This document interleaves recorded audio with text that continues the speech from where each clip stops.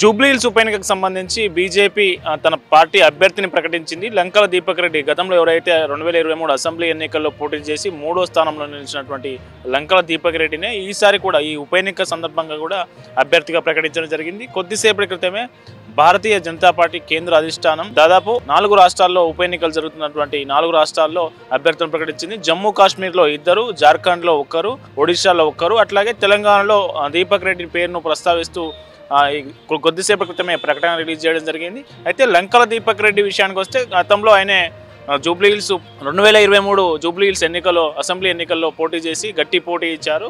అయితే 2023లో మాగంటి గోపినాథ్కు 80,000 పైచీలు కోట్లు రాగా ఆ తర్వాత స్థానంలో అజారుద్దీన్, 3వ స్థానంలో లంకల దీపక్ రెడ్డి నిలిచారు.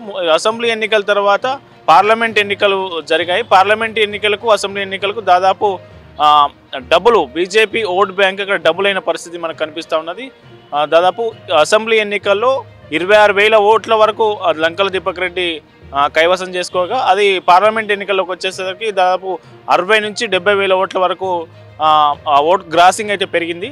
అయితే ఇప్పుడు ఈసారి కూడా గతంలో పోటీ చేసి ఓడిపోయినటువంటి లంకల దీపక్ రెడ్డినే ఈ ఉప ఎన్నిక అభ్యర్థిగా బీజేపీ కేంద్ర అధిష్టానం ఖరారు చేయడం పట్ల లంకల దీపక్ రెడ్డి సంతోషం వ్యక్తం చేశారు. అయితే ఈ జూబ్లీహిల్స్ ఉప ఎన్నికకు ప్రధానంగా 5 పోటీ పడ్డారు. 5 పేర్లు కేంద్ర అధిష్టానానికి BJP state chief Ramachandra Rao sealed కవర్లు అందజేశారు. అందులో మనం పేర్లు కనుక చూసినట్లయితే మాధవిలత, వీరపనేని పద్మ, అట్లాగే జూటూరు కీర్తిరెడ్డి, లంకల దీపక్ రెడ్డితో పాటు ఇంకో మరొకరు పేరు 5 పేర్లు ఇస్తే చివరిగా లంకల దీపక్ రెడ్డి వర్సెస్ కీర్తిరెడ్డి వీళ్ళిద్దరు పేర్లు చివరి పరిశీలనలో ఉన్నాయని చెప్పారు.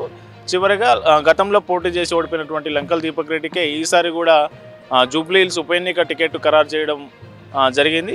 ఉప ఎన్నిక అభ్యర్థిగా ఖరారైన లంకల దీపక్ రెడ్డి గతంలో కూడా చాలా చోట్ల ప్రజా సమస్యలపై పోరాటం చేశారు. కేంద్ర మంత్రి కిషన్ రెడ్డి ఎంపీ నియోజకవర్గంలోని ఒక అసెంబ్లీ నియోజకవర్గం కాబట్టి ఆయనతోని సమన్వయం చేసుకుంటూ బస్తీలో ఉన్న సమస్యలను ఆయన దృష్టికి తీసుకెళ్లి వాటికి నిధులు మంజూరు చేయించి అభివృద్ధి చేసే ప్రయత్నాలు చేశారు. అట్లాగే జూబ్లీహిల్స్ సంబంధించి జూబ్లీహిల్స్ నియోజకవర్గమే కాదు బంజారా హిల్స్ పెద్దమ్మ గుడి ప్రభుత్వం ధ్వంసం చేసినప్పుడు కూడా లంకల దీపక్ రెడ్డి పెద్ద ఎత్తున పోరాటం చేశారు. బీజేపీ శ్రేణులను తీసుకుని కావచ్చు, అటు బజరంగ్ దళ్, విశ్వ హిందూ పరిషత్ ఇట్లాంటి సంస్థల ప్రతినిధులతో కలిసి పెద్దమ్మ గుడి కోసం విపరీతంగా పోరాటం చేశారు. దానిలో భక్తులకు అండగా నిలబడేందుకు చాలాసార్లు నిరసనలు, ఆందోళనలు కూడా చేశారు.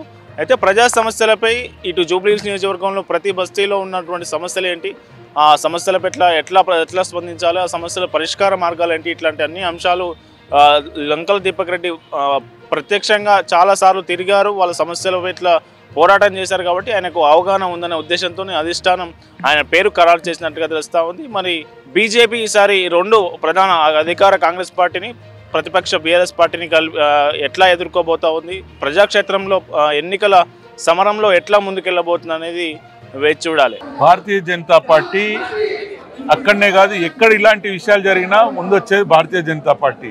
అక్కడ ఉన్నటువంటి 70-80 ఏళ్ల నుంచి చేస్తున్నటువంటి ఎవ్రీ ఇయర్కి అక్కడ బోనాలు చేస్తారు. అక్కడ గుడి లేదని మేము కూడా ఒప్పుకుంటాం, కానీ అక్కడ గుడికి సంబంధించినటువంటి మన పూజలు చేసుకున్నటువంటి ప్లేస్ అవుతున్నది. అది 80 ఏళ్ల నుంచి ఉన్నది. దాన్ని వాళ్ళు ఎప్పటి నుంచో అంటే స్వయంగా వెలిసినటువంటి అక్కడ ఉన్నటువంటి రాయిని వాళ్ళు కొలుసుకుంటూ ఎప్పటి నుంచో చేస్తున్నారు. దాని చిన్న షెడ్ ఉంటుండే. ఈ మధ్య కాలంలో కొంచెం ఏదో చేశారు, కానీ అదే ముందరొచ్చి చెప్పొచ్చు కదా, వాళ్ళకి నోటీస్ ఇచ్చి పర్మనెంట్గా చేయొచ్చు, వేరేదో ఒకటి చెప్పొచ్చు. కానీ వాళ్ళు వచ్చి కూలగొట్టిరు పండుగ రోజు. ఎంతవరకు కరెక్ట్ అని నేను చెప్పదలుచుకున్నాను. అందుకే భారతీయ జనతా పార్టీ అక్కడ గుడి వచ్చేంత వరకు తీసుకుపోయిన పెద్దమ్మ విగ్రహాన్ని అక్కడ పెట్టేంత వరకు మేము వదలము.